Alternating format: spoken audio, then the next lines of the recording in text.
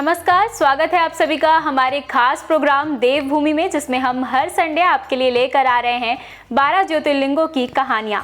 पहले तो हमारे फर्स्ट वीडियो को इतना पसंद करने के लिए आपका धन्यवाद। जिसने नहीं देखा है वो नीचे दिए गए लिंक पर जाकर देख सकते हैं।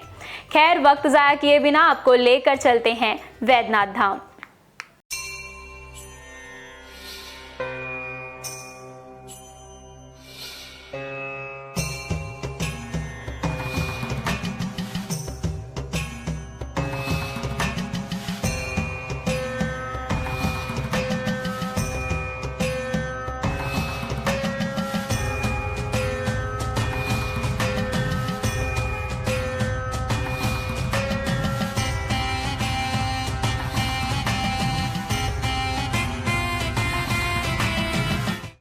वैद्यनाथ ज्योतिर्लिंग की स्थापना से संबंधित कहानी बड़ी ही रोचक और निराली है। कहानी कुछ इस प्रकार है कि भगवान शिव का परम भक्त रावण हिमालय पर्वत पर तपस्या कर रहा था ताकि वह भगवान शिव को अपनी भक्ति से प्रसन्न कर सके। इसके लिए रावण अपने एक एक करके सिर को काट कर शिवलिंग पर चढ़ाने लगा। अब तक वह अपने 9 सिरों को शिवलिंग पर अर्पित कर चुका था। अब बारी थी 10वें सिर की। जैसे ही रावण अपना 10वां सिर काटने वाला था, उसी समय भगवान शिव वहां प्रकट हो गए। भोलेनाथ ने वहां प्रकट होकर रावण के घाव को ठीक किया और उसे फिर से दशानन बना दिया, और इस वजह से भगवान शिव बाबा वैद्यनाथ कहलाए। शंकर भगवान रावण की भक्ति से इतने अधिक प्रसन्न होते हैं कि उसे वो वर मांगने को कहते हैं। तब रावण वरदान स्वरूप उस कामना रूपी शिवलिंग को ही अपने घर लंका ले जाने के लिए कहता है, जो कि माता पार्वती को सबसे ज्यादा प्रिय है। उसने भगवान शिव के समक्ष अपनी इच्छा व्यक्त करते हुए कहा कि भगवान शिव कैलाश को छोड़कर लंका में निवास करें। रावण इतना अधिक शक्तिशाली था कि उसने कई देवताओं, यक्षों और गंधर्वों को लंका में कैद कर रखा था। इस पर अब अपने प्रभु भोलेनाथ को भी लंका ले जाने की जिद पर अड़ गया। भोलेनाथ तो रावण की भक्ति से प्रसन्न थे, इसलिए उन्होंने रावण की इस इच्छा को पूर्ण कर तथास्तु कह दिया। पर साथ में यह बात भी शर्त में रखी कि यदि तुमने इस कामना शिवलिंग को बीच मार्ग में कहीं रख दिया तो मैं उसी स्थान पर रह जाऊंगा और तुम्हारे साथ लंका नहीं आऊंगा। रावण को शायद यह शर्त बहुत छोटी लगी और उसने आसानी से मान ली।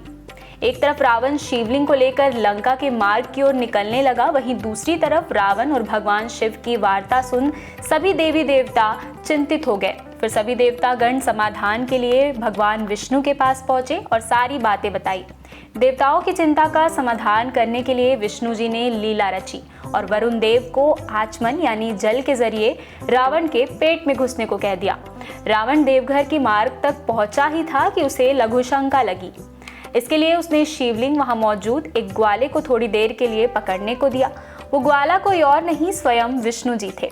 उस ग्वाले ने उस शिवलिंग को वहीं पर रख दिया और इसलिए कहा जाता है कि वैद्यनाथ धाम की स्थापना खुद भगवान विष्णु ने की थी।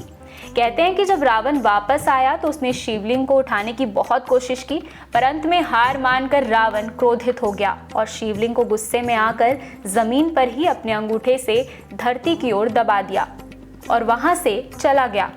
अंगूठे के निशान आज भी शिवलिंग पर नजर आते हैं। सावन महीने के दौरान बाबा वैद्यनाथ धाम में लाखों कांवड़िए कांवर लेकर पहुंचते हैं। श्रद्धांजलि सुल्तानगंज से उत्तरी वाहिनी गंगा को कांवर में भरकर बाबा वैद्यनाथ पर अर्पित करते हैं। कहते हैं कि त्रेता युग में एक बार श्री राम ने सुल्तानगंज में गंगा जी को कांवर में भरकर बाबा वैद्यनाथ धाम में अर्पित किया था। हर सावन यहाँ लाखों कांवड़िए आते हैं। मान्यता है कि यहाँ मौजूद बाबा वैद्यनाथ अपने भक्तों के सभी दुख और कष्ट वैद्य बनकर हर लेते हैं और एक खुशहाल और दीर्घायु वाला जीवन प्रदान करते हैं। बता दें, वैद्यनाथ की स्थापना तो विष्णु जी ने की थी, पर यहाँ मंदिर का निर्माण 1204 ईस्वी में अहुका और मन्युका नामक 2 स्थानीय व्यापारियों ने बनवाया था और इसका पुनर्निर्माण राजा पूरनमल ने किया था, जो कि मुगल काल और सूरी वंश के समय के चंदेरी के शासक थे।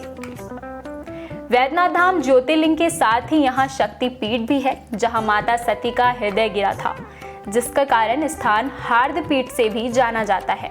यहाँ की गठबंधन परंपरा के अनुसार बाबा वैद्यनाथ मंदिर व मां पार्वती के मंदिर के शिखर को पवित्र धागों से बांधकर गठबंधन जोड़ की परंपरा है।